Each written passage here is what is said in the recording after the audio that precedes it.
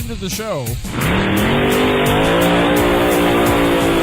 that informs, improves, and inspires racers everywhere. The Northwest Race Report. The Northwest Race Report is brought to you by O'Hagan's Kart Supply, Lebanon, Oregon. You want to win? O'Hagan's wants to help. And by True Tech Automotive, Hazeldale, Washington. Get your car, truck, or tow rig repaired the right way, the True Tech way. And by Scott Seal Coat and Striping, Federal Way. For over 25 years, whether you're sealing or striping, you can count on Scott. And by Southern Oregon's karting headquarters, Speed City LLC, keeping racers on track with quality support and friendship. You're tuned in to the Northwest Race Report exclusively at terrybridges.com. And now back to your horsepower and performance hosts, Terry Bridges and Glenn Lippy Tower. This is Sean Luke for the Northwest Race Report here at Skagit Speedway for the Bob's Burger and Brew Summer Nationals. Tristan Thomas picks up the win tonight in the Northwest Focus Midget. Man, Tristan, it's been a rough few weeks for you. I can say that, right? Yeah, definitely. Seemed after Dirt Cup we were kind of at our high of highs, and we went to California Cup and had a few rough runs there, and then we came back for a points race at Deming in the midget, and that was rough too. And then got to Clay Cup. The first night was really rough. The second night was pretty decent, and then the last night was rough too. So, and then last night was pretty rough. We finished, but kind of KO'd the 600 Open, and so we came in tonight kind of clear-headed from Dirt Cup. We won both nights of Dirt Cup, so we didn't know what to expect, and track conditions were pretty much the same, and we started the same, so I thought we might have a decent shot at taking the win. Yeah, it took you a while to get by Garrett, huh? Yeah, Garrett, I definitely felt faster than Garrett. I was almost pushing him down the front stretch, but he was making the car wide, making it very competitive to get around him, and I kind of dive bombed him on the bottom one time to set him up, and I think the next lap around he tried to enter the top, and I ran the bottom and got the lead, and then the yellow came out, and that was really scary, but we kept it up front and took the checkered. There's something about the Skagit Speedway with you, isn't there? Yeah, I think Skagit, just the track prep and even the little imperfections in Skagit too really play toward my driving style, and I don't know, there's just something about this track. We usually have it down. And I know it's been tough personally for you too and your family. We'll just keep it at that. Congratulations on the win. Thank you. All right, Mike Anderson, man, you got another one of these. Yeah, what a race, Jason. Really, obviously track position helped starting out front, but that was fun watching them go through traffic, and just very happy with the team. We haven't got as many wins as we wanted this year, but this is a good one, so we're very happy. And you ever get bored of winning these Bob's Burger and Brew races? Yeah, never, Sean, never. Congratulations. Thank you very much. Your little guy's the star of the victory lane there, Eric. Great job tonight. Oh, thank you very much. What a weekend for you, huh? Yeah, it was pretty good. I mean, a lot of things were going our way, so I can't complain about this. You've shown over the years that if you have the equipment behind you, you are a quality race car driver. You just got to get that perfect, you just got to get it to mesh, right? Yeah, things just got to come together. I mean, like I said, the caliber of talent that's up here, you got to have a little bit of luck on your side. And just to be there and be competitive, it feels good. What about the slider on Roger? Yeah, that's pretty cool to be racing with somebody who's that good. I mean, I've grown up watching him and just in awe of him. So to be out there racing side by side with him it's awesome. Congratulations. Thank you. Colton Heath, second place tonight. Man, you still got a smile on your face, but that's got to be heartbreaking, huh? Yeah, we were really good there right at the beginning, and, fell back to fourth, and, on restarts I could slide guys into one and really get moving and get going. So right there at the halfway point, we were going pretty good, and then just right there on that last red. Made a couple bad calls on which way I needed to do with my car, and just got a little too tight there afterwards, and, just part of it, and second's still good, but it's not like winning. Yeah, it's got to be tough, especially when you were so close there with a lot of traffic. Yeah, we got really good there, and, there was a caution one time, and I felt like I was almost going to drive by him there, and then it just, the caution came out, and just never had that good of an opportunity again. Well, still congratulations, because it was a great weekend for you. Yeah, thank you. Jason Sowald wins the Bob's Burger and Brews Summer Nationals. It's been a while, huh? It's been a long while. Last year we finished second to Roger. 2 years before that, we blew a motor up qualifying night and didn't have a spare. So, yeah, it's all in all, it's good. We got lucky enough to draw the one and start on the front row, which was super important here. But, we got a pretty good race car, so I knew they'd have to have a lot better one, and I don't know if they do. Once you got the lead there on the start, well, you had, obviously you said you started on front, but once you got the lead, you were pretty smooth sailing. And then lap traffic there at about lap 17, 18 there, Colton was gaining on you. It's just the way that the lap traffic was going for you, huh? Yeah, actually, I picked a couple of hairy spots there to get around a couple cars, but I knew once I started getting tight in traffic, because I had to move down from the cushion a little bit because I was skipping the right front, and I knew Colton would have to be getting a little tight too. So, it's just one of those things where it actually worked out in our favor tonight, and you just got to be there and bring a piece that's good enough to be there at the end and have a little good luck. Now, Colton said he made the wrong choices there on the red flag. You didn't seem to I don't know if you made any changes, but the car didn't change. No, we were a little snug from the beginning. Actually, I had to move the wing back forward. I got out front there, and I thought maybe I could pull the wing back and go a little bit quicker, but that wasn't the case. And, no, we didn't change anything on the red. Our Parker Power, that got us about 10 car lengths each restart, so that helps out tremendously. But we didn't touch a thing. You knew on those restarts you just had to go. Yeah. Well, anytime I can get out front like that, you just got to keep her going. And like I say, it just actually worked out in our favor tonight. And we'll go on to next weekend. Hopefully we can get some have a good battle with Roger down there. I kept looking on the board and seeing Roger, that 7, and I knew he was coming. I don't know where he ended up, 4th maybe? Fourth or right 5th. But him and Jared were battling 4th and 5th, slide jobs around there at the end. Yeah, He's a hell of a lot of fun to race with, and we always put on good races. And it'd have been nice to battle a little bit with Colton for the fans' sake to get some action there. But any time I can get out front and take off, clean air is always key. Were you going to make this race, or was this a late change? No, we were planning on doing this the whole time. We were going to go back to Knoxville a couple weeks ago and run our buddy's car back there, and he happened to crash the week before, but we were going to use a spare car, but we probably we'll see how Cottage Grove goes, and we'd surely like to make a couple races before the Nationals, but we got to run for Summer of the Thunder Points down there next week. One other thing, how cool is it to have Peter Murphy with you to get this win? He's my guy. Great to see Peter Murphy back at Skagit Speedway, and congratulations. Thank you. Terry, Lippy, Loader, I hope you guys are ready for the show. Let's get it started. Oh, what is going on, racers? First thing, who was P1 tonight? Jeff Ray. P1 was Brent Meyer. P2 was Joe Ransom. Rusty King. And P4 was Daniel Watkins. Number 5 slot goes to the Rocket. Ronnie Cox. 6 goes to Jason Suchich. James O'Brien in 7.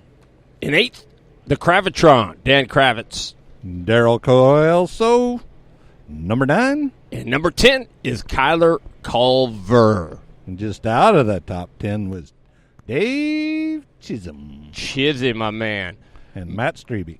Man, good to be back. How are you guys doing? I'm your horsepower and performance broadcaster, Terry Bridges. And we're here at the Ridge live. They got trophy presentations going on today, but first day of racing here at the Road Race Grand Nationals 2017. It's been 3 years since they've had a road race grand, so this is a big deal. Turnout looks pretty strong. We got some results coming up from today's events, as well as a whole bunch of good stuff. We're going to have Wagner Rossi, who is one of the big guns at LeConte Tire. He's going to be telling us a little bit about the latest and greatest tire to hit the market, the LeConte Tire. That's what the Northwest Gold Cup is on. And we'll get his thoughts on that and what's up with LeConte. We're going to have Aaron Stanford, who's the director here at the 2017 IKF Road Race Grand Nationals. And then Had a big week last week. How are you guys doing? I'm good. It's all good in the hood for You me. you made it. I know. You got your Dominate shirt on, the DRI Dominate T-shirt. Ryan Diotti. I do, and I'm very, very disappointed. I was looking for my Hager shirt, but I couldn't find the Hager shirt. It was actually in the wash because I just finished wearing it. So. Oh, no. Yeah. Don't you hate that? I know it. I hate it bad. It happens. Yeah, well, it can't be like me running around forgetting microphones and making sure you got everything. It's like crazy. But how are you, Loader? Hey, I'm doing good. Yeah, you had a pretty good. Had a great weekend. Yeah, the little family reunion. The kids got to ride in helicopter, and it's just been good. Sweet. Got my motorhome home now, so I'm ready to go cruising. Oh, you got your motorhome? Yeah, dude. She's sitting in the. We're rolling. We're rolling high style, baby. There it is. There it is. You know it. That's pretty cool. Good stuff. Well, first thing, man, I'll tell you, Wednesday, Thursday, Friday, Saturday, I was up at WQMA, Monroe. What dudes, I'm telling you, it's what I've been saying karting needs to do forever. They put on a absolute show. They had 301 cars there. Logistically, it should have been a nightmare, but it actually went off without a hitch. I mean, I guess you could pick it apart, but for the most part, on the minute, racing was good. We had one class that took, that's only a 1/20th of a mile, right? So 6-second laps. It took an hour to do 25 laps. Ooh, ouch. Oh, I was watching part of that. They couldn't make a lap without somebody being crossed up and. Yeah, it was insane. I mean, it was just it was ludicrous actually. I mean, it happens. Yeah, it does.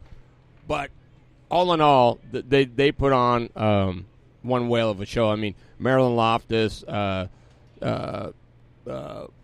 Tiffany Wager. I mean, there's so many people there that put on the show. I mean, it was just Mesmer, the president. I mean, it was just crazy cool. Hoosier had their big truck there. It was, and get this. So Thursday on the opening ceremonies, they had the big, like an archway, kind of like that LeConte tire thing. It was all black and white balloons, like for checkered flags. 301 kids they took and introduced them all, and they got to walk through the deal. Hey, welcome from the Region 28, Jeff Eden, and the kid would walk through, and it was just awesome. I mean, it was totally just awesome. Something they'll never forget. Truly, I mean, they make them a spectacle, and that's the way it should be. I like the camaraderie and the all in of the QMA, and once you get into it and you start racing, it's a whole family environment. You have to put your time in every position, and that's that makes you it gets you aware of everybody else's duties that happens at a race day, and it gives you a responsibility, and you start to understand what everybody does on a race day. So I wish it would happen all over the place, actually. Yeah, and you'd be surprised. I mean, it's close quarters racing there, So there's some news. What's that, Dave? Jizzy. Jody Powell of ARC is the new Georgia UAS director. Oh, my. All right. Well, that's good, because I didn't know Georgia didn't have a UAS director. I guess he begged him. So, hey, Jody, congratulations, man, and welcome. That's cool stuff. It's nice to have ARC involved. Absolutely. Who is ARC? What is that? Stands for? That's connecting rods and side covers. Oh, wow. Okay. All that stuff. They're very embedded into the 4-stroke portion of our racing family. That's cool. That's super cool. Wow, good stuff there then. Yeah. Man, we got a ton of results. Well, Jeff saw them. There was 36 qualifying heat races. Mm-hmm. And, so I'm just going to kind of buzz through the winners there, because I didn't get my full I got some of the A-main finishers, but unfortunately, you know me, Forget my head if it wasn't screwed on. So this way, some of the I hardly have anything. So it's crazy. I got all these sheets, but they're just What's on the back? The heat races. Notes. Yeah, just some stuff I scribbled down. But and when he says scribble, he scribbles. Yes, that's for sure. So I'm just going to rip through these really quick. Junior novice, Trayson Sample won that. Junior novice heat 2 was David Green. Senior novice heat was Joey Squitieri. Junior animal heat was Jaden Luce. The second junior animal heat was Zach Massey from down Salem way. Senior animal heat was Matthew Roberts. Riley Smoke Deaver won senior animal heat.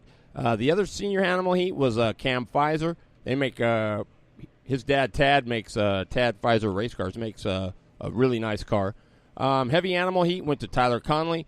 Heavy animal heat 2 went to Famous P. Rhodes from all the way from Florida. Wow. Yeah. Junior Honda heat went to Jason Elf. Junior Honda heat race number 2 went to Eli Stone. Junior Honda heat number 3 went to Caleb Johnson. Braden Wager was second. Senior Honda heat, Levy Jones and Dominic Carter won 2. Senior Honda heat number 2, Matthew Roberts, Adrian Imperial. How's that for a racing name? Senior heat number 3 went to Kyle Lang and Dylan Baptista, 1-2. Senior Honda heat number 4, there's a lot of them. Cassidy Hines, Megan Roberts. The last senior Honda heat was Owen Ruddick and Chase Spacola. Heavy Honda heat went to Dario Reddick and Hunter Sipe. The second Honda heat race Heavy Honda went to Famous P. Rhodes and Jordy Meese. Let's see. Heavy Honda heat went to Daytona Spacola and Sherman Tank Chorley. They called him Tank. He was a tank, too. Heavy Honda heat, Ty Smith and Alina Shovers. Junior stock went to Destry Miller and Levi Hillier. Mod heat went to Chase Spacola, Cassidy Hines. Light 160 went to Dominic Carter, Cole Alton. Let's see here. Light 160 second heat race, Kylie Olson and Riley Smoke Deaver. Light 160 heat race number 3, Matthew Roberts, Kobe Preston. Light 160 heat number 4, Adrian Imperial, Cam Pfizer.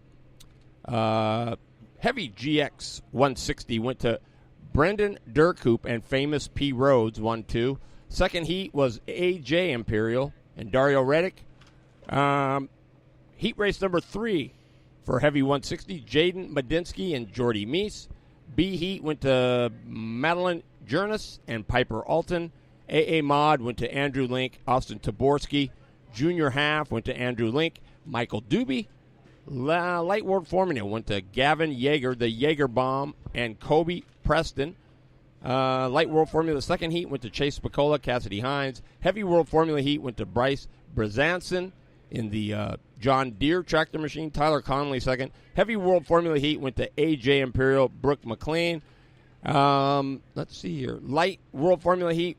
Oh, we already went over that. Yep, boom, boom, boom. And then the few A-mains that I got, the junior novice A-main went to David Green, Austin Gilliard second. Junior novice, let's see.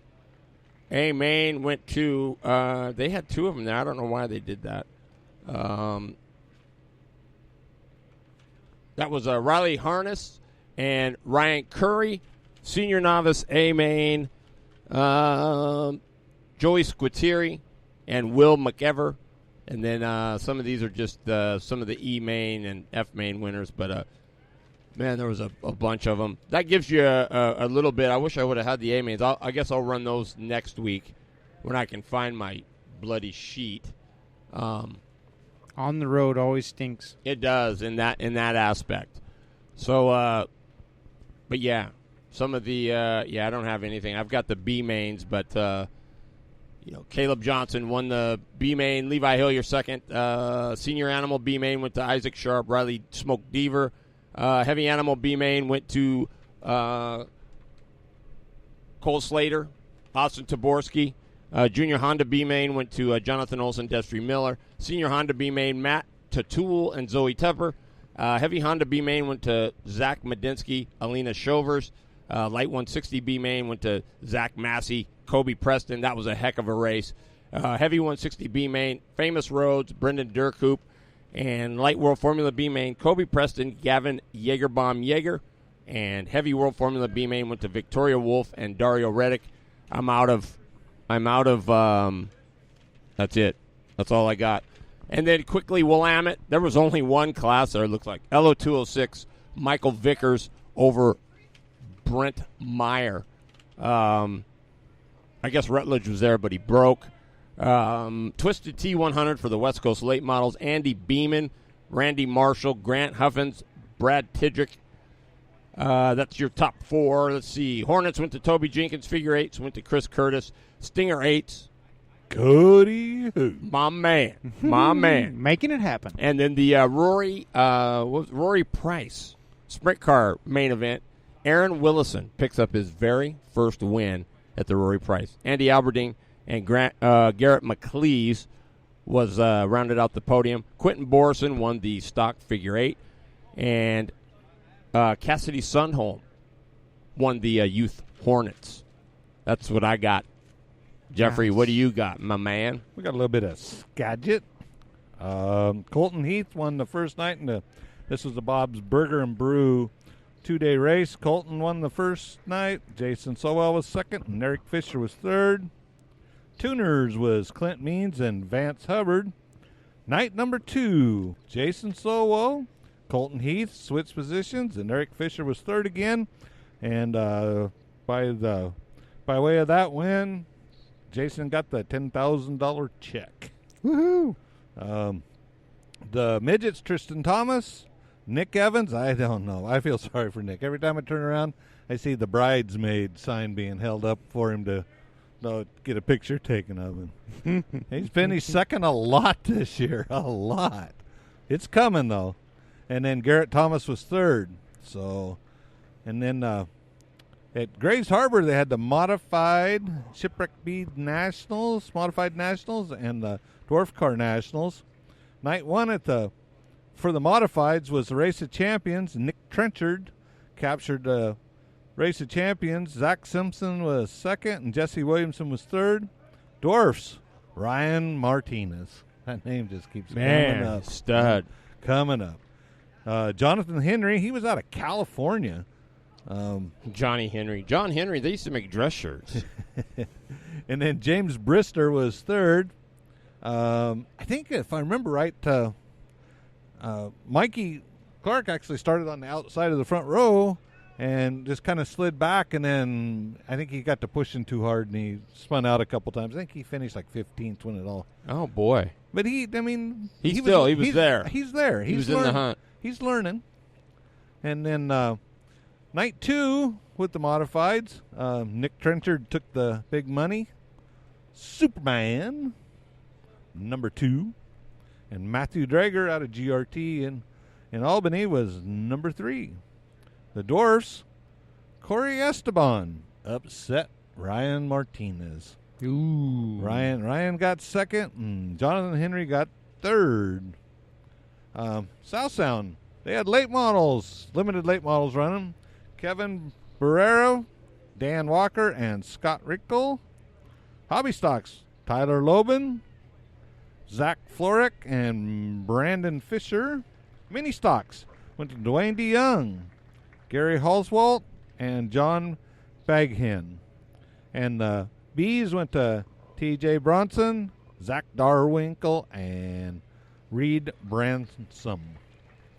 At Sunset, they had their annual street stock 60-lap race where you run 30 laps one way and 30 laps the other. Oh, that's kind of cool. Nice. Yeah, super cool. And again, Arnie Case. Good old Arnie. He's won that a couple years in a row now, I think. Making it happen. Jody Tardo was second, and Chuck Andus Jr. was third. Pure Stocks, Larry Brookshire, Tanner Coling, and this name here kind of makes me think it's Kendall Lee. And if I do remember right, Kendall Lee was the name of Terry Lee's daughter. Remember Terry Lee? Yeah, I sure do. I think that's his daughter. Yeah. I'm going to have to find out. 4Bs went to Ryan Conroy, William Wolf, and John Gardner. Newbies, there was only 2 of them there. Kylie Batduka and Taylor Sayer. Oh, Taylor Sayer.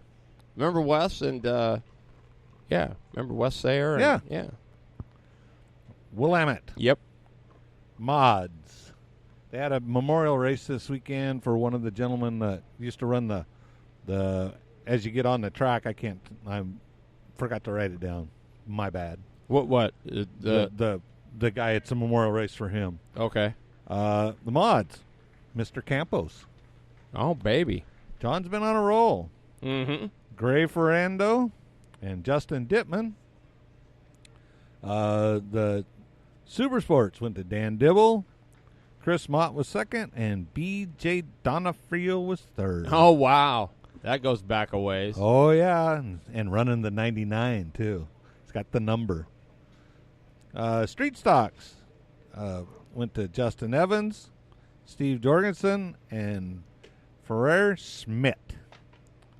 And then the Hornets, Crystal Faith. Flath, yep.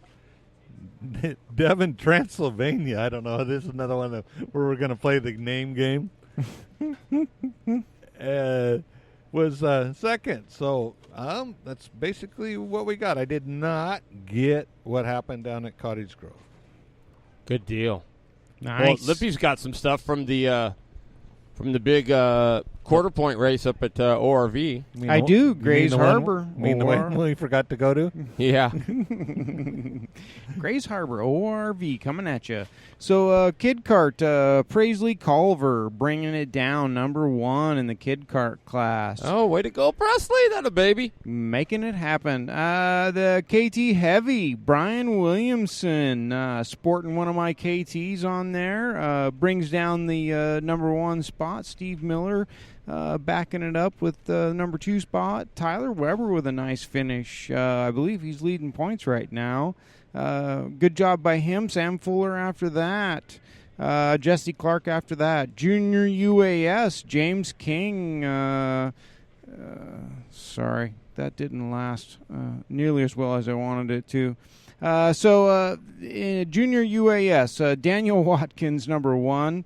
Braden Fuller, number 2, and James King, number 3. Wow. Fuller bringing it home, P2. Yeah. So, let's see. Junior 2 4-cycle. Trinity Fosdick brings it down, number 1, along with Ryan Kolzek coming in number 2 on that one. Predator.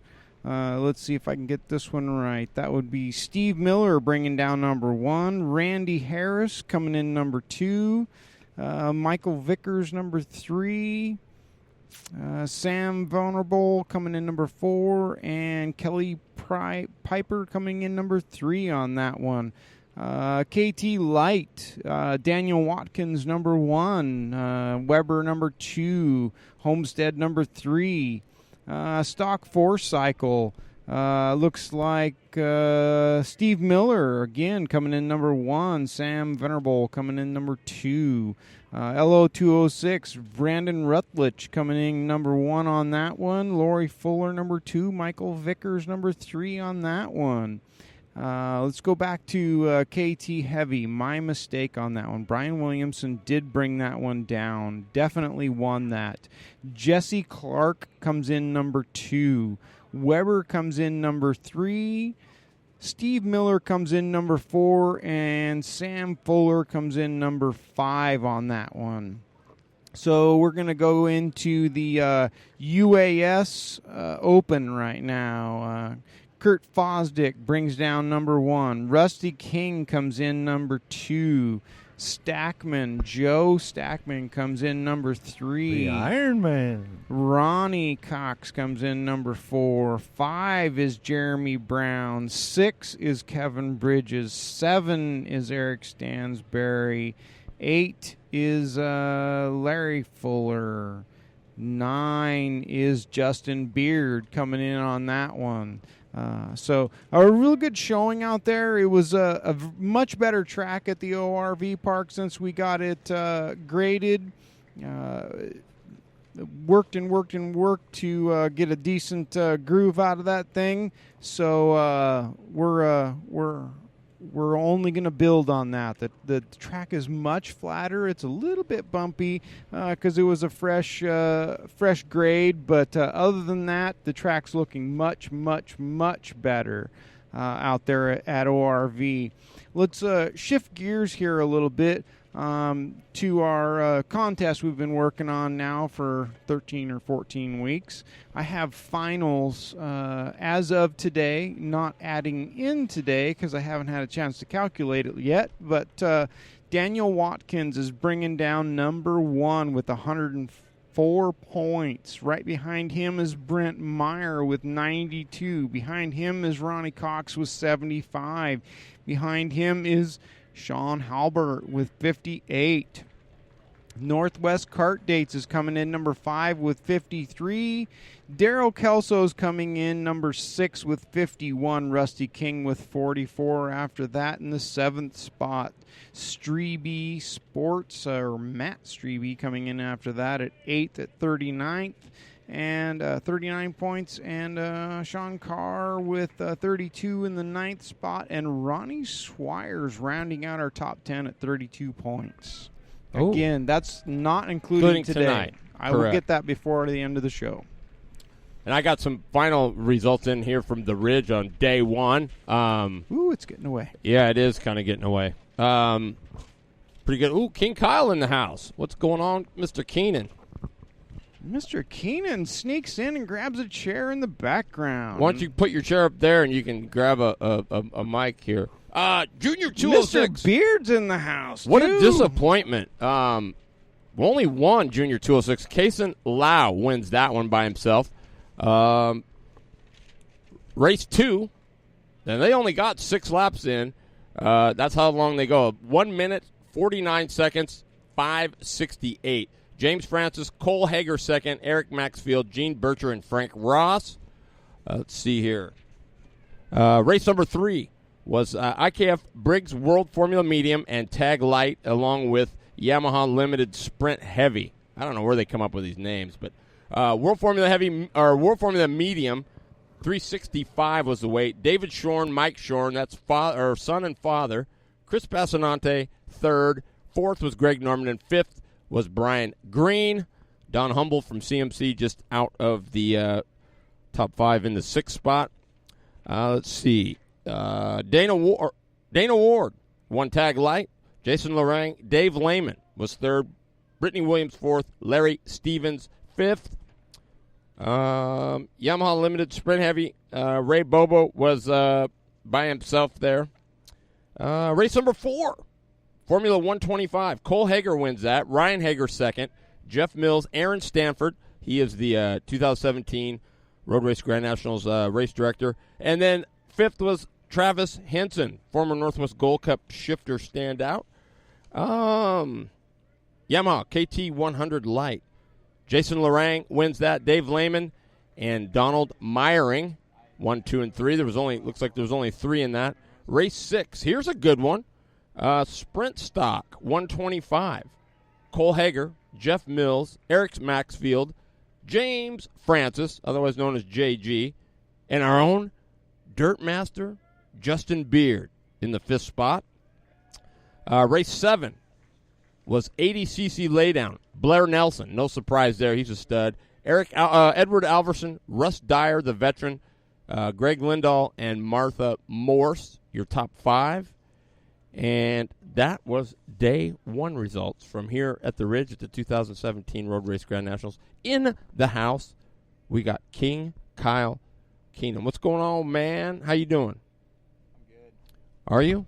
Yeah, turn it on. Yeah, I'm good. Yeah, there you go. Yeah, I just got back from, had to go to O'Reilly's Auto Parts to help Monroe Jordan get some parts here for his ITAL cart. Did you know that they sell metric stuff at O'Reilly's Auto Parts? I did not. Metric what? Nuts and bolts? Oh, he needed a helicoil for his front caliper. He apparently started to lose front brake during that race. Well, I would believe it because a lot of this stuff is metric. The Jap cars and stuff. So yeah, so they better have that stuff. Yeah, no, I'm loving it up here. It's I've got so much experience at this particular track in cars. Yeah. And this is my first time actually road racing a kart, and it's a completely different experience from anything I've ever done. So it's been an awesome time so far. So what's the main difference?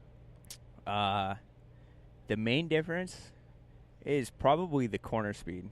Like, I mean, in the cars, it's, obviously the cars take up more real estate and everything else. The cars, you feel like you have a lot more time to do things and get things done. Whereas, so I'm running Formula 125, a shifter up here, and that particular kart is so fast in the corners that, I mean, it's like I'm going into corners and I'm hardly tapping the brake, and in corners where, best example, like I drove a Porsche Cup car here a couple years ago, and we go into the carousel, which is at the very top of the track. It's a long left-handed corner, and in that particular corner, I'll go in and I'll downshift 3 gears before I turn in, right? And in my shifter, I'm full throttle as I turn in, and I just barely reach over and just bump it down into fifth, and I hardly tap brake there, and it's so insane for me to wrap my head around how fast the corners are, and I find myself over slowing quite a bit for the corners just because I get back into the car mindset of there's no freaking way I can go through this corner as fast as I'm about to try and send it in there, but... Right, and you got to remember too. You got all that weight that's transferring in a car, right? It's got to be a weird feel, man. These things are like, Yeah, and that's the other weird thing for me is having to be so smooth with the steering wheel. A lot of the cars you can kind of put some input in there. Yeah, there's a lot of leeway in the steering. Whereas with these, it's like you give it a centimeter of steering, and it's a massive change. So I felt like that was kind of where my particular kart was strong today, where I was much stronger than everybody else around me. Is my corner speed was excellent. I lacked a lot on the straight line, just because we tried a little bit different gearing, assuming thinking I was going to be doing the drafting, right. But I was carrying so much corner speed onto the straight, I had to pull out because otherwise I was running over the guy behind me before we even got onto the front straight. So let me ask you. So if knowing what having run the indoor this past winter, and you ran a lot, and got pretty dang good by the end of the season, it was right? Terrible to begin with. But you came a long way. I mean, for never being on it. But would this road racing help a speedway guy going back to the dirt, let's say this winter?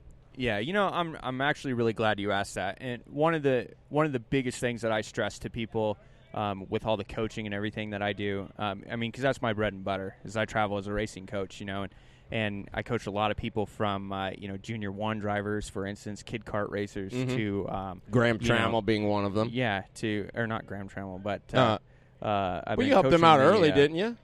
No, I've been coaching Brennan Gregg. Oh, Brendan Gregg, yeah, that's right. And then coached the Smart family a little bit. Yep. And then lately been working with the Cass family, and just I'm a real big fan of trying to help out the next generation. Right.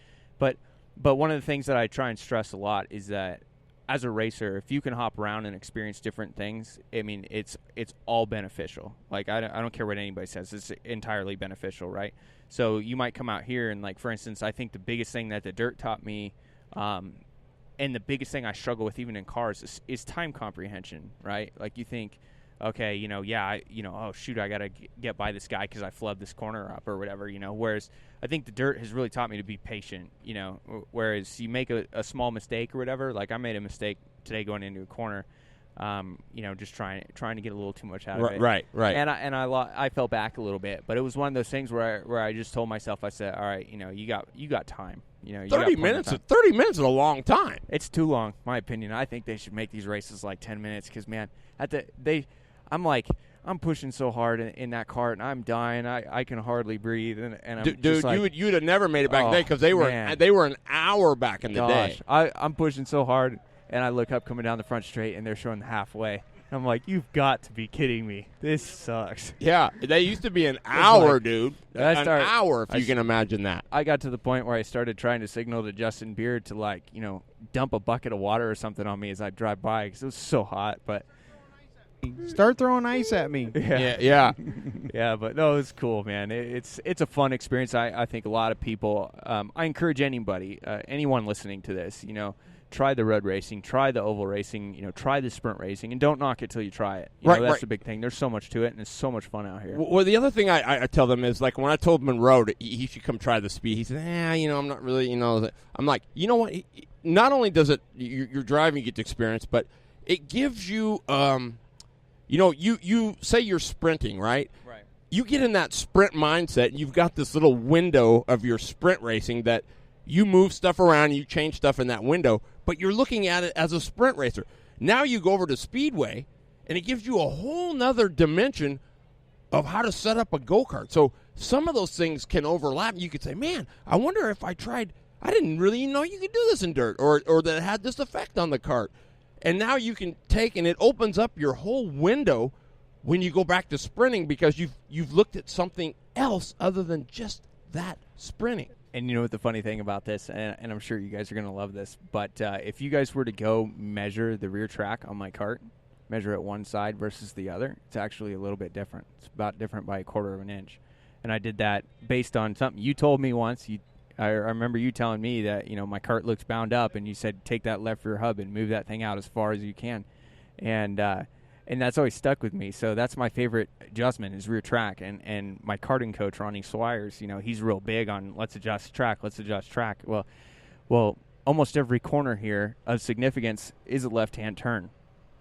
So when every track here is a left-hand turn, you kind of optimize your kart for all the left-hand turns, and you try and set it up to where you can really gain a lot in left-handers, but you might sacrifice this to Scotian right-handers. Right. But if you're gaining so much in the left-hander, it works out really good. So, like, for instance, today I could pass people in the carousel up at the top of the hill. I could pass people on the outside, and I was the only kart around my group that could actually make it stick, carry more speed out there, and pull away. So, I got to thank the oval racing for teaching me all that stuff, Yeah, for sure.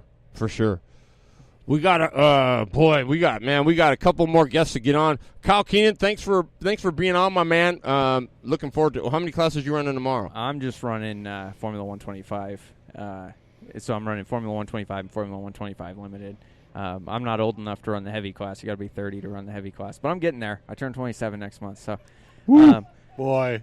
I just turned 60. I got you beat. But hey, real quick, if you don't mind, I really want to thank Ronnie Swires for making this adventure happen. I decided to kind of spur the moment. I wanted to get this done and do this race, and we've put 4 different motors on my kart trying to make it up here. And to Ronnie, thank you so much for everything, man, and for working so hard and doing everything you can to help me develop as a driver, and all my sponsors, Zamp Racing, and everybody else for standing up and supporting me, and all the fellow racers here who have just been so kind and accepting and helpful. And Hoosier Tire, they sent me a new tire we're testing this week, and it's just been an amazing trip, and above all, regardless of where I finish, I got disqualified today, and I don't even care.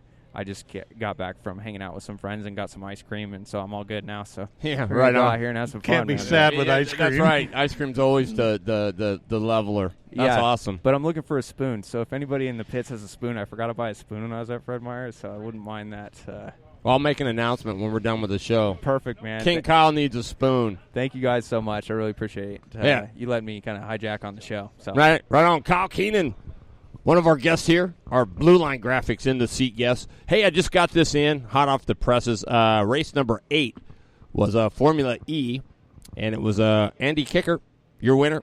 Sidney Daniels, second. Dean Martin, third. And Louis Gluarte was fourth. And let's see here. The Intercontinental E, Anthony Williams, Larry Dobbs, Eric Johnson, your top 3. Hey, I got something cool. Yeah, go ahead. Ronnie just posted the Northwest UAS points. Ronnie's number 1, Stackman's number 2, Stansberry number 3, Rusty King's number 4, Kevin D. White's number 5, Kurt Fosdick 6, Kevin Bridges 7, Anna Singleton is 8th, and Tony Williamson 9, and Littlefoot Fernandez is 10. Wow, that's only 2 races only 1 race for Fernandez, so that's pretty awesome. Yeah. I think Ronnie's in the top 10 in nationwide points. He's I think he's 9th, I think. That's cool. 9th. Anyway, hey, our next guest, man, this is I'm like stoked. those of you that follow the sprint stuff heavily know that the Northwest Gold Cup is now on the LeConte tire, and they signed a big contract for them for the next, I think, couple of years anyway. And we have one of the main men behind that. His name is Wagner Rossi. Wagner, welcome to the show, man. Thanks for taking the time, buddy. Oh, hey, man, this is my pleasure. It's an honor to be here. And I thought this will happen in 3 years. And after just the first month of LeConte in the U.S., we are here in the Grand Nationals in a big event like this one. More than 300 entries, that's what I heard. Right. Which is awesome for us to have the inflatable right there. Now it's blown over, yeah. Now it's time to rest. It's too hot for him. But anyway, I'm so happy to be here. So glad the chances that the West Coast is giving me. I'm in the tire business for almost 25 years. I brought MG tires to the U.S. Back in '95, and stick with them till last year, till they decided to take different directions, and then I had to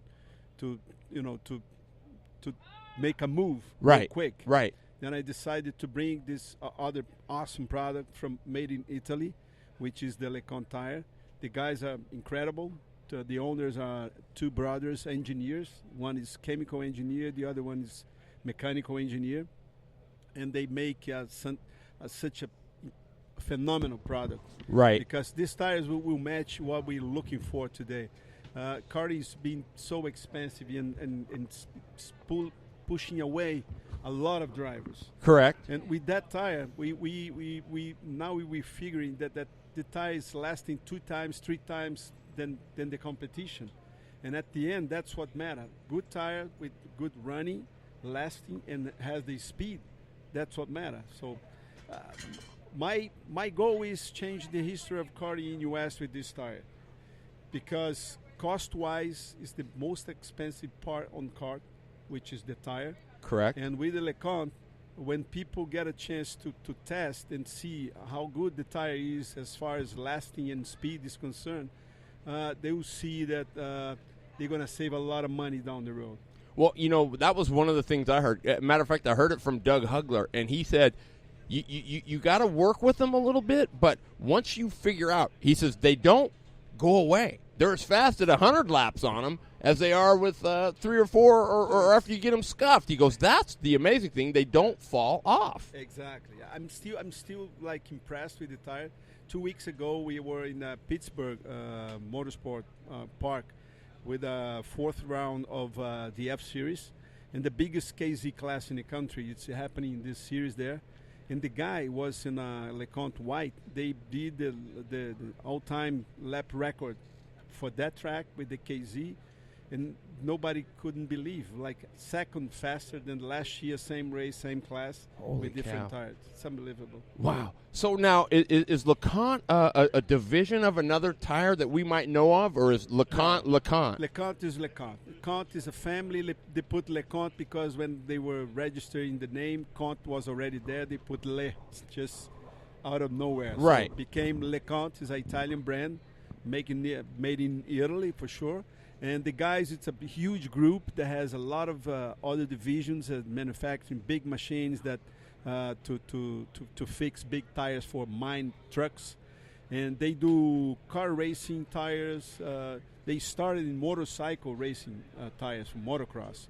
And the knowledge of those people in tires is unbelievable. Oh, I can imagine. So now we have the LeConte that the Gold Cup's running. Are there different compounds like the MG Red and the MG Whites and the Well, we pretty much follow what FIA dictate, which is we need to have a medium compound and a hard compound. LeConte, what they have is they have red compound, which is the hard one, like MG, like Bridgestone, like everybody else, and the white compound, which is the medium compound by FIA, which is the MG yellow and Bridgestone, whatever, and they follow pretty much those rules. But we are developing another tire specifically for that type of racing, road racing, which is open tire, and they race in racetracks for cars. It's a long run. So imagine like a 1 minute straightaway, the tire cool down too much faster. And then you have like a big turn right after it, so the tire goes like a high temperature. You got to figure what is the best. Right in between there. The best treatment for happy the tire medium. Exactly, to work perfect for this type of race. That's why we're working hard on that. Well, so let me ask you. I know Lippy and I both are pretty heavily involved in the speedway, the oval stuff, the dirt stuff. Is there any chance LeConte may working coming. on a dirt tire? You're coming. Yeah, we have already. We coming. We're gonna in 30 days. We're gonna have the first tires to be tested for the supercarts and dirt. And we keep our dealers, everybody aware about that. They already done that, and now it's just make the tests and see what's going on, because we're gonna be investing heavy next year for that class. We're coming to the 6 inch. And that brings up my point, and Lippy can back me up here. But the dirt guys, it doesn't matter how good maybe the tire is. These guys they love to use that tire prep, right? They want to put the prep on to make them fire off fast. Get rid of these things. Have we not? I mean, that's the deal, and everybody's using it on the dirt. I mean, it's like it's not going to go away. Is that something that LeConte takes into consideration when they're constructing the tire? Actually, when the first time I told them that people in U.S. do a lot of prep for the tires, oh my God, they're killing what we study for life. Right. They kill in one shot. So why doing that? So that's the good thing about LeConte is we're dealing direct with the owners, which is the engineer, which is the creator of the tire. And one brother is a compound expert. He's a chemical engineer. And the good thing is they send in the tires for the test. We got to find the key guys on the dirt, the key guys on the supercar. Then what they want to hear is, what do you think? What can be changed on that tire? And they do this right away. Right, and we don't want any prep on it. No prep. No prep. I don't blame them. And you want to make those tires go faster than the prep ones. You see it. Yes. You see it. Wow, that's gonna be super. So, are you the U.S. importer then for LeConte? I'm the Central American, North America importer, and I'm a little bit beyond that because next year they call me to become partners. They thinking about building a small factory in the U.S., which for us, for the drivers, for the sport, will be awesome. Yes, because you can bring the cost a little bit down. And so taking the advantage that Mr. Trump is with his speech that America first. So if you bring like a factory here, we're going to give some, jobs and let's see if it works. We're still researching how to do that. We're going to make a factory in Brazil for sure.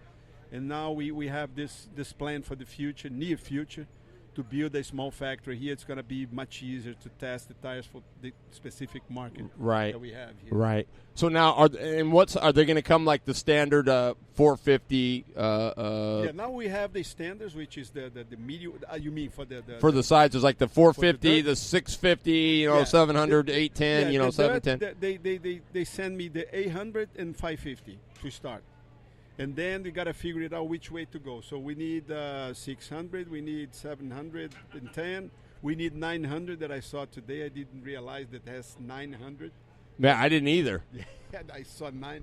It's wow, huge. It's huge. Huge tire. So we need to learn from the dirt what size. I know that they play around with a lot of type of tires and size. Well, there's two types. They've got the slicks, and then they've also got a treaded tire that they use on the real heavy stuff, like the Burris tire has. Gotcha.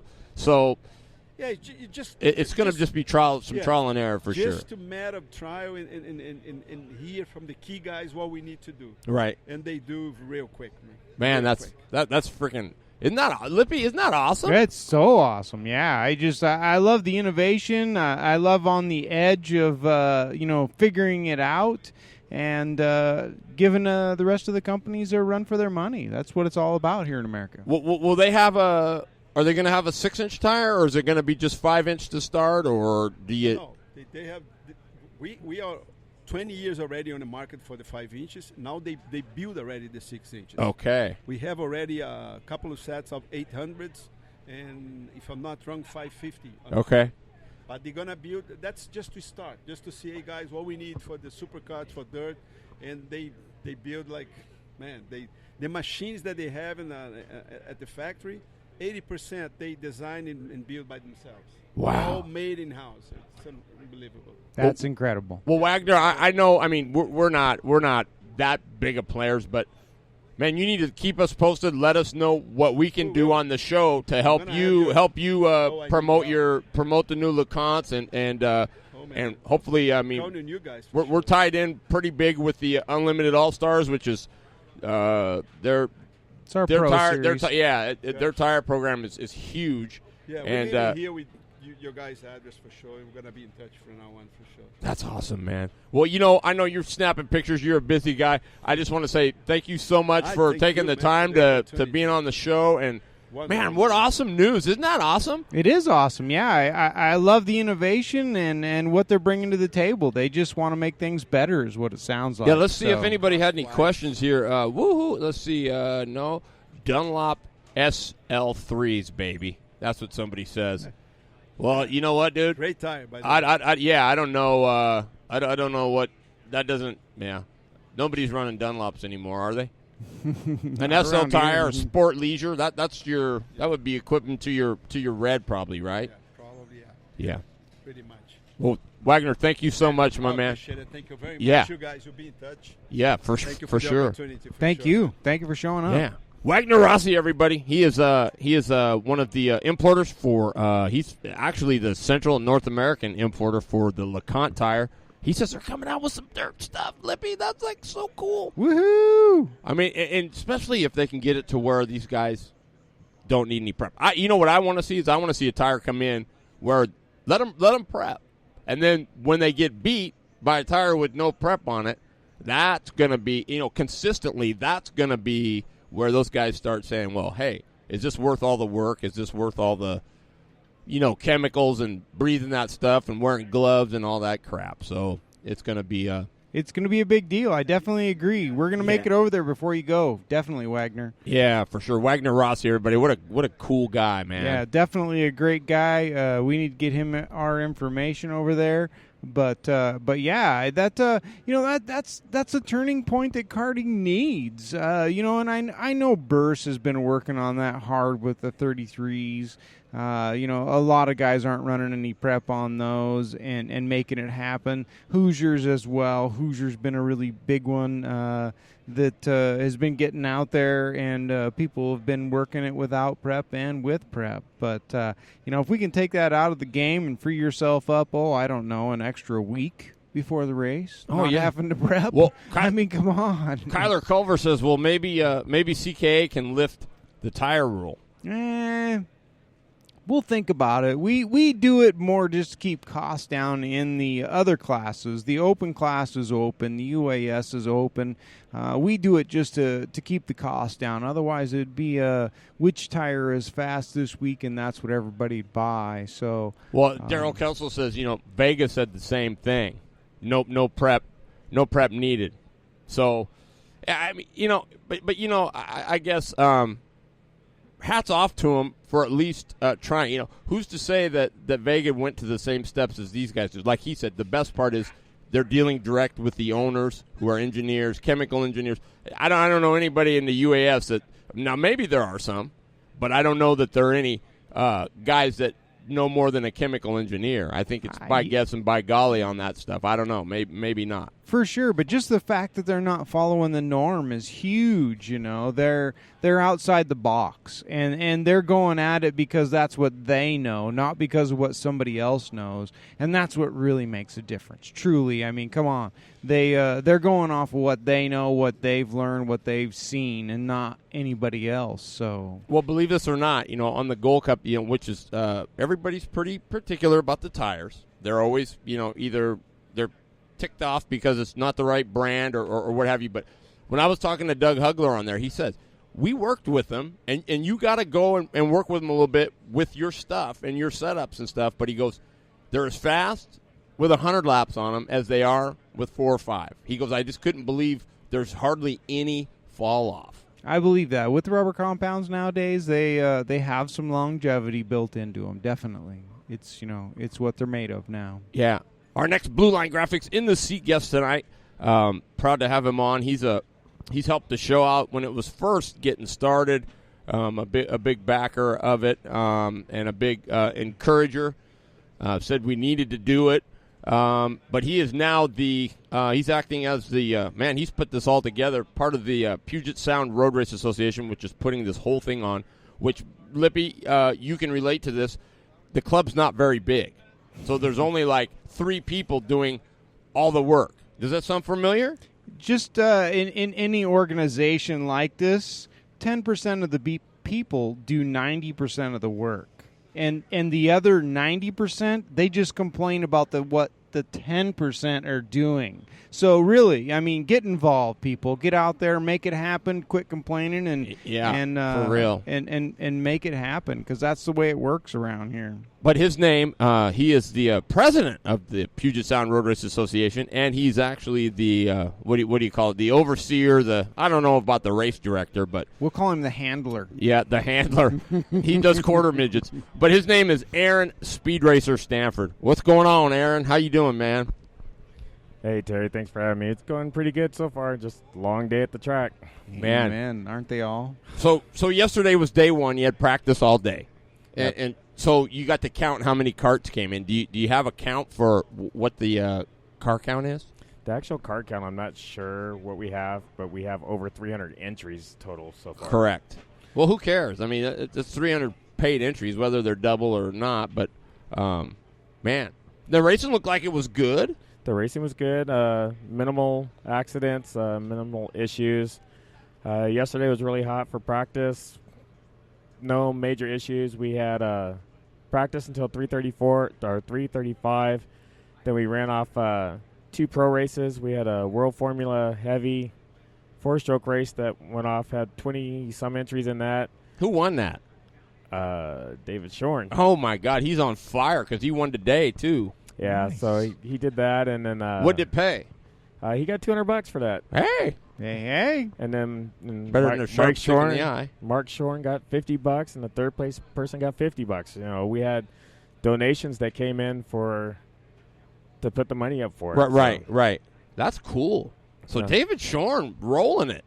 So he got some money, and then we ran a exhibition, the CBR 200 or the 250 4-stroke carts that Russ Dyer's been putting together. Mm-hmm. Chuck Gilbert went out and ran with his 450. Just his goal was just to go out and see how many times he could lap us. I hopped in one of Russ Dyer's carts, no practice, went out there and ran it, won the race. Oops. Oh, baby. Won the race, last lap, got checker flag, ran out of gas. Ooh. So you just made it. How'd that 450 do out here? They got some tuning to do to them, but, you know, is it a monster? I want to say it's a jalopy, but that's not quite the word. It's got some work to be done. It flexes a lot.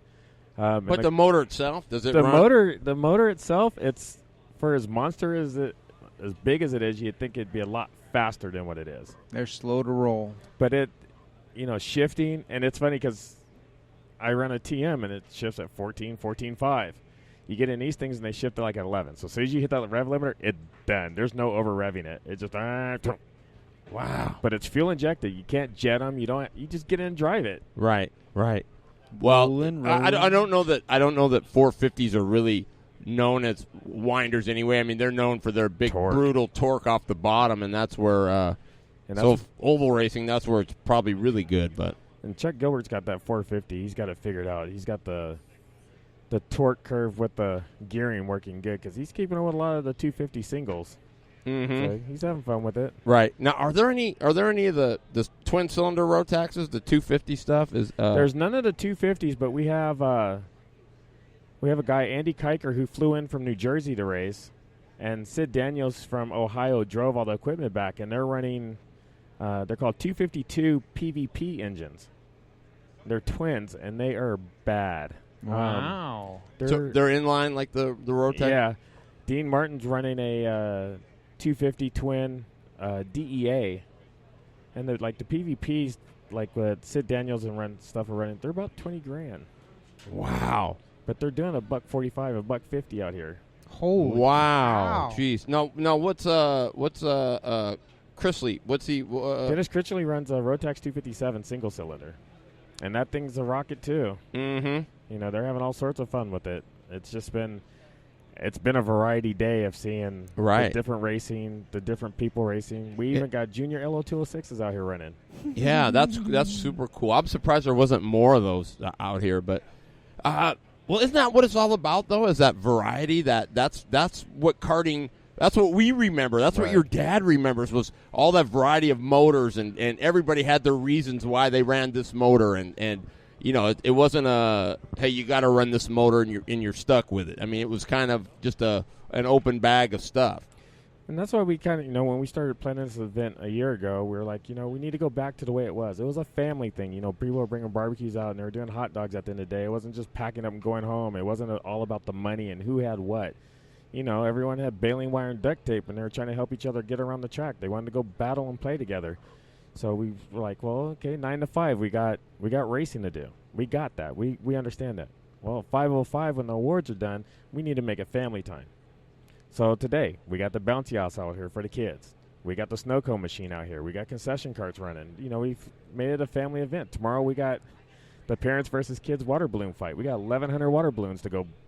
Wow, that's super cool. That's way, way, way cool. That's so awesome. I just came back from a bathroom trip, and I can tell you the pits are smelling quite barbecue-y. Let me tell you. And I'm a barbecue connoisseur, so I wanted to stop at like 5 or 6 pits on the way back because it's smelling good. And very family atmosphere. You see kids rolling around here. You see adults. Everybody's having fun. It's what it's about. It's what it should be about. I agree. You come out here and it shouldn't be all about business. It should end at the flag and fun should start. And that's what it looks like around here. Well, so what's been the biggest? I mean, you've been planning this thing since what, last year? Since last August. We were actually on vacation in San Juan, Puerto Rico, when I got the email from IKF saying that we've been granted the Grand Nationals for 2017. And planning started then.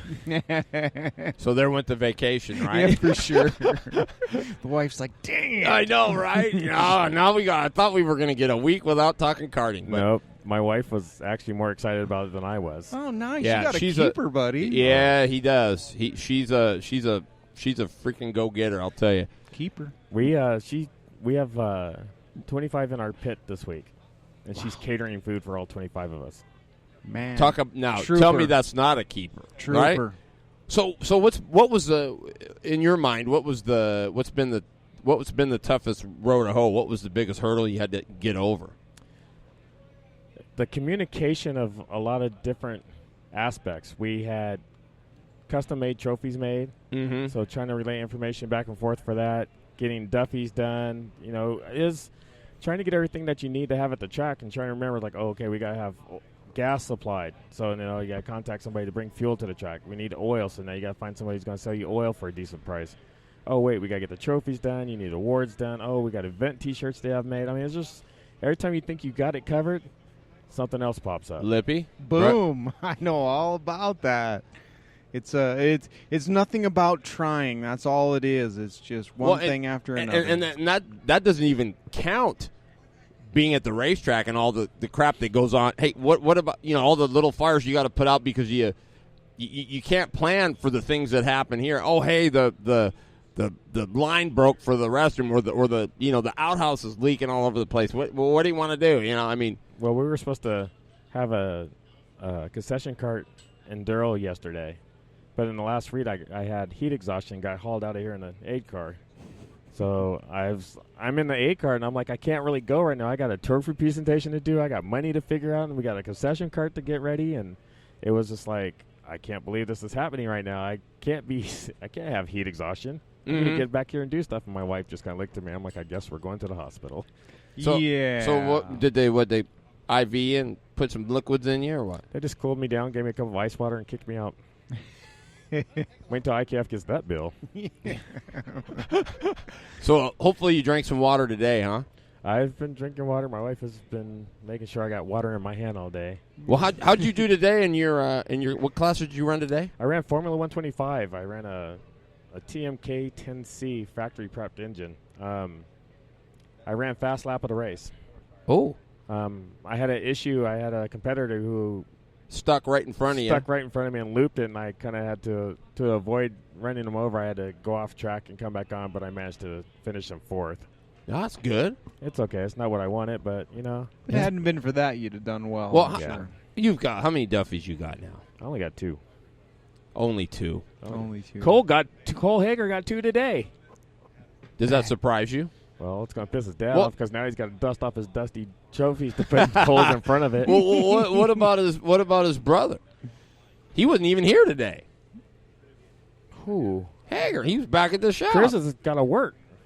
Someone's got to pay for something. Is he going to be out at all? He's supposed to be down there either Thursday or Friday.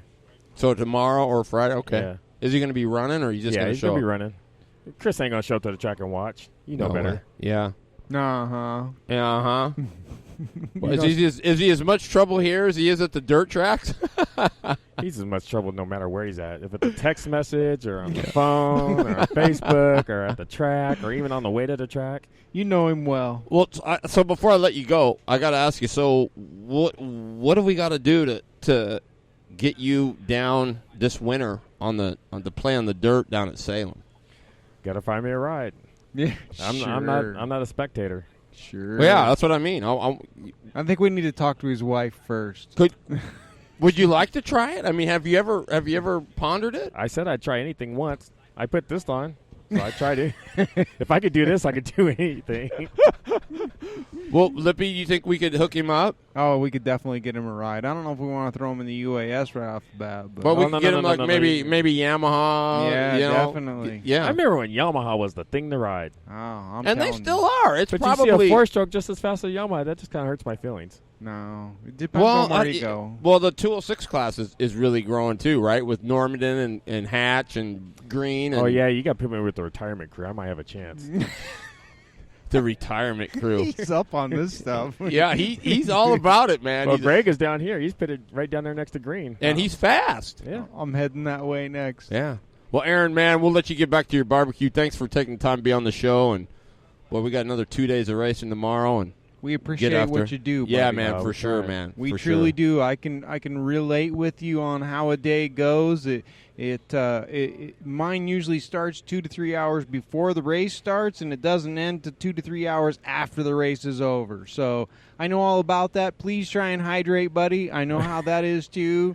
So you're doing an awesome job here, and it's a great facility. So thanks so much. You know, my last question is, why is it 3 years since they've had a road? Is it because IKF hasn't, or nobody's bid on it, or clubs have the bid on winning the Grand Nationals. And Portland's had the last Grand Nationals in 2013, and they had 182 entries.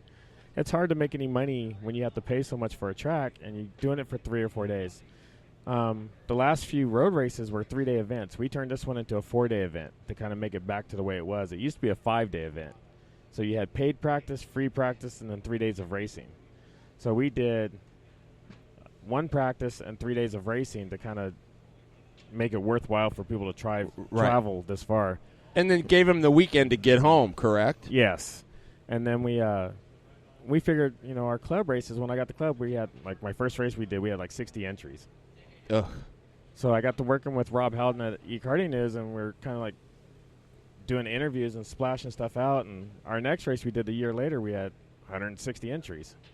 So you doubled it. So then we're like, okay, it's growing. And then the race we just had in June, we had 189 entries. So we're like, well, if it keeps growing, we might get away with having a Grand Nationals. So we did. Right. And well, I think we probably got to do a better job, too, on the show, getting some of that road race stuff out there, too. I mean, I know we could have probably helped you a little bit more than we probably did. So that one's on us, so we'll have to do a better job of that in the future for sure. But there's just not a lot to talk about road racing up here right now. We don't have 8 or 12 races a year. We're only running about 4 races a year, so it's kind of hard. But you know what? That should actually make it easier, because then you could really make a big deal out of those 4 or 5 that you do have. So right? Our first race was in June. Mm-hmm. Now the next race we had August 1st to the 4th is the Grand National. So for club races, the next one's there's one at the end of August in Spokane, and there's one in the end of September at ORP in Grass Valley. So, I mean, they're kind of spread apart when you do have them.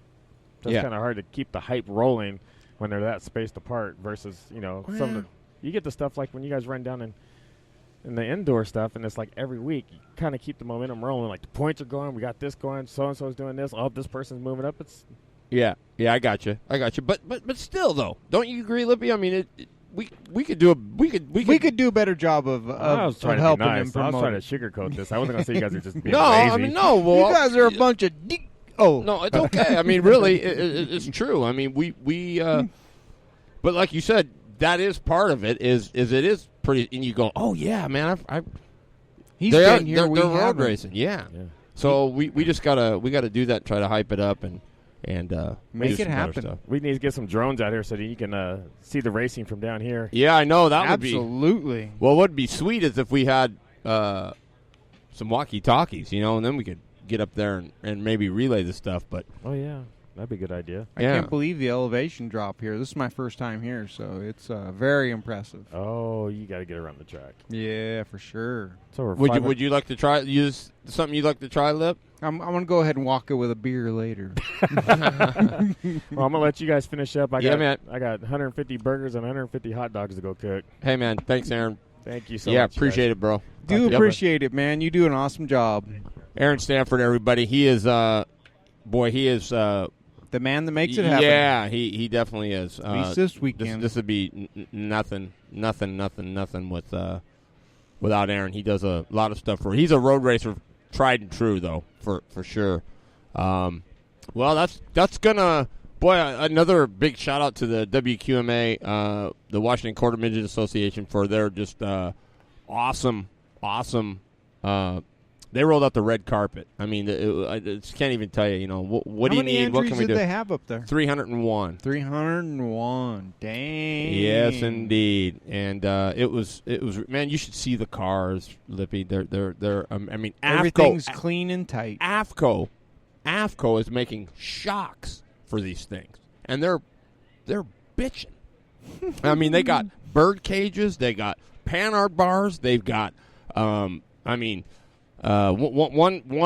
car, it's an older car, but they came out, it's a reverse strut car with upper and lower A-frames.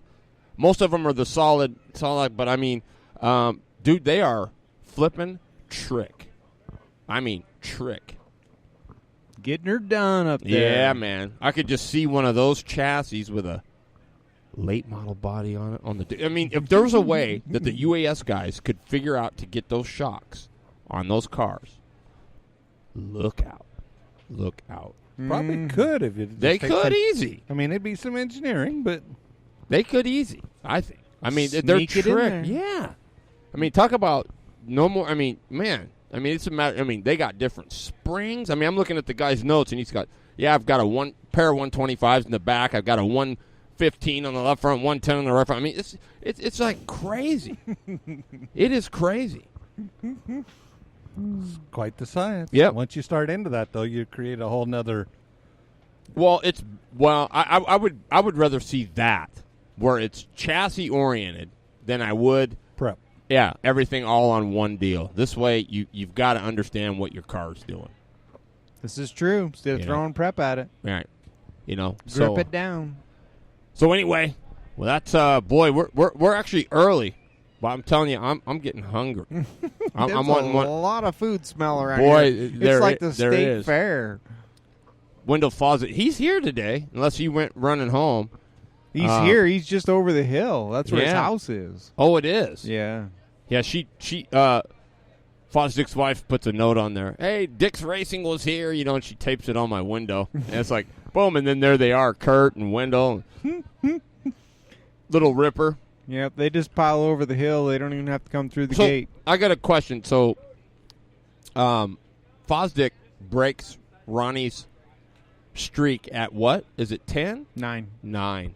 Imagine that. 9 for 9. 9 for 9. 9 for 9 and the for the 9. Is broken. It couldn't have been more fitting. I mean, Ronnie never wants to lose, and I don't fault him for that. But to lose on the 9. By the 8. By the 8. How can you be mad? Now why? And he's not. Now I heard rumor that Tony Williamson didn't run. Right. What was the reasoning behind that? Does anybody know? It was a disagreement with our officials. Oh, okay, fair enough. Like I say, it's a matter of principle for you. You gotta stand up to your. I don't know if you guys listened to the show on Monday. John Zaretsky was my guest. Oh, boy, you talk about pulling no punches. Oh, he was. You know what? It was actually refreshing. It was awesome. He just flat told it, and it wasn't rude. It wasn't over the top. It was just straight up. This is how I feel. This is what I think, and I'm not really sorry about it, and really as it should be. I mean, I don't know. I mean, truthfully, I think you got to bite your lip and you got to be diplomatic and stuff, but you shouldn't have to. Hold stuff in just for the sake of, and people should appreciate that. It doesn't mean he's a bad guy. It doesn't mean he doesn't care about the sport. He's just got his opinions, and he's standing strong by them. Each of us are entitled to our opinions. Absolutely. That's the Freedom of Speech Act in the United States. So. And a lot of times if you really stop and listen to what their point of view is, it's not always that bad, or it's not always that far off. That far off. I like that part. Yeah. I mean, it's but I just like the fact that, he stood up for it. Miller 200 coming up at South Sound this weekend. That's a huge 22nd or 23rd running of the Miller 200 for the late models at South Sound. I got the wife to go. Wow. Yes. Hallelujah, right? Nice. I'm going to show her how ponies and horses are supposed to go around things. Yeah.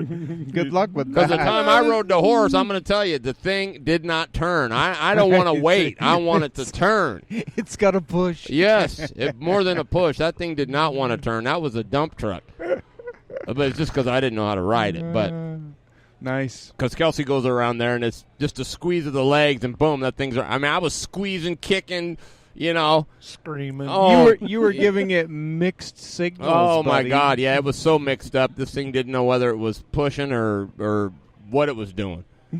But Dave Chisholm says got a Pro Stock clone built during the show. From inspiration from you guys. I love it. I love it. Sean Carr says Monday night show was worth a listen if you missed the show. I would agree, Sean Carr. That was probably one of my better shows on the late model Monday. But yeah, it was a shot in the arm for sure. And Zaretsky's going to be up there this weekend, so it's going to be interesting to see how he rolls.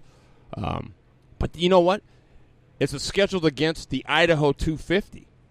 I did not know that.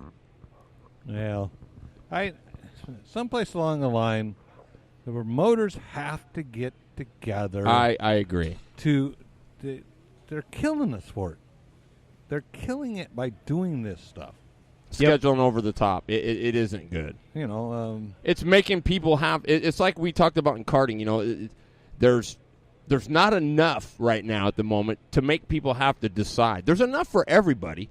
Just everybody has to be willing to take a turn.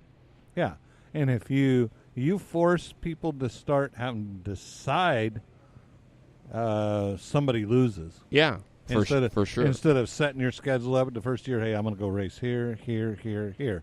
Oh, my gosh. No, there's one scheduled against this one here. So then you got to, which is more important? They got to get together. Yeah, they do.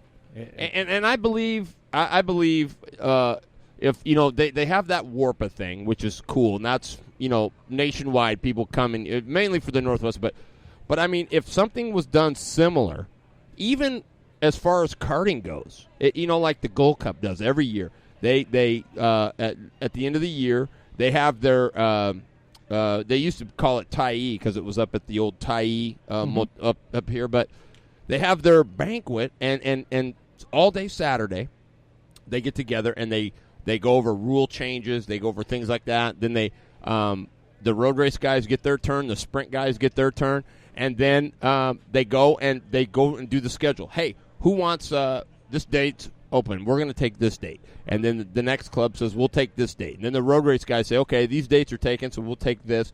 And everybody's scheduling. I think that would be a cool thing to get the guys from Willamette, us, get everybody together and make a schedule where you don't have races over the top. You don't have the Betty Boop going on the same time as a sprint race for those guys that overlap, and so on and so forth. Yeah, because once you start making people have choices, you lose car count, however you want to put it.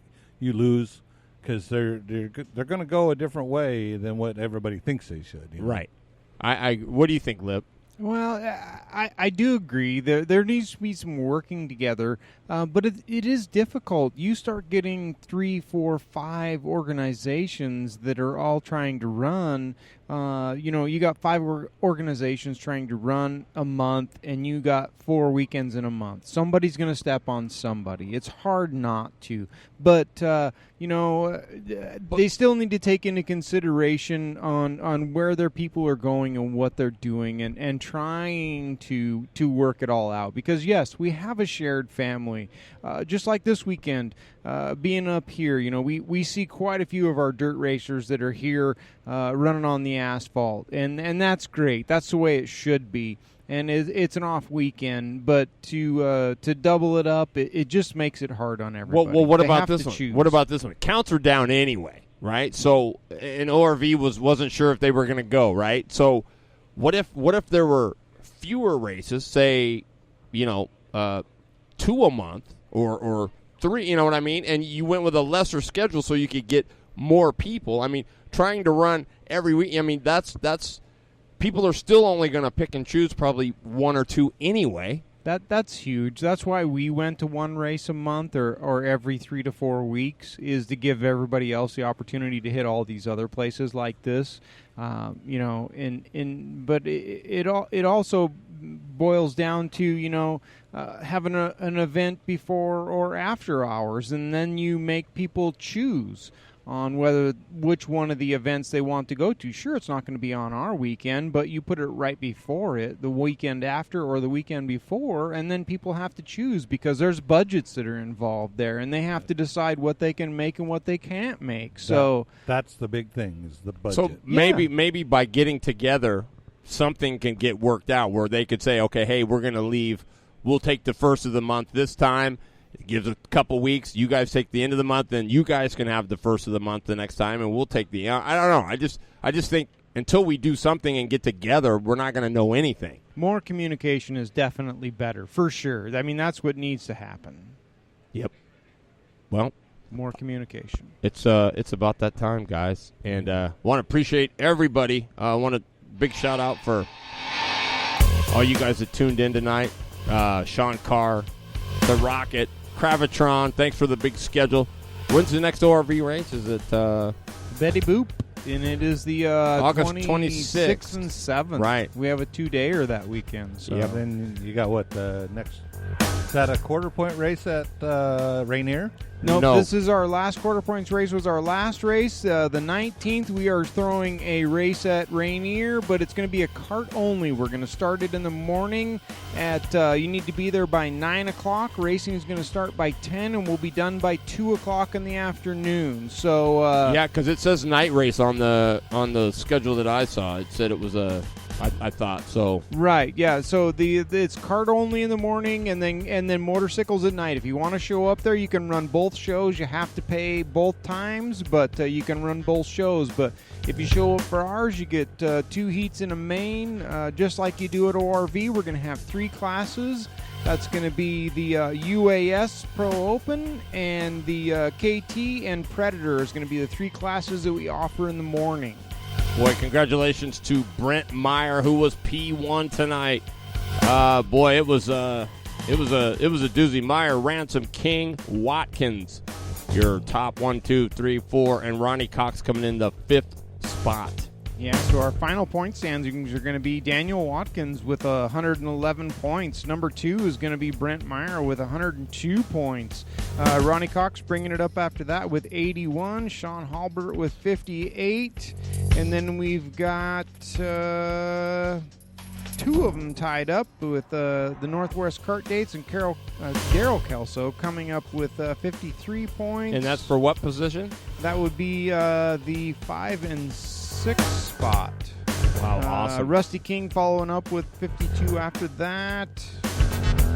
So rounding out the top 8 right there. Wow, super good. Well, we'll get you some prizes and let you know what's going to happen. We got till the end of August when we usually wrap up our summer chat series. So it's going to be down to the wire. What do you think? How close is it going to be for P1?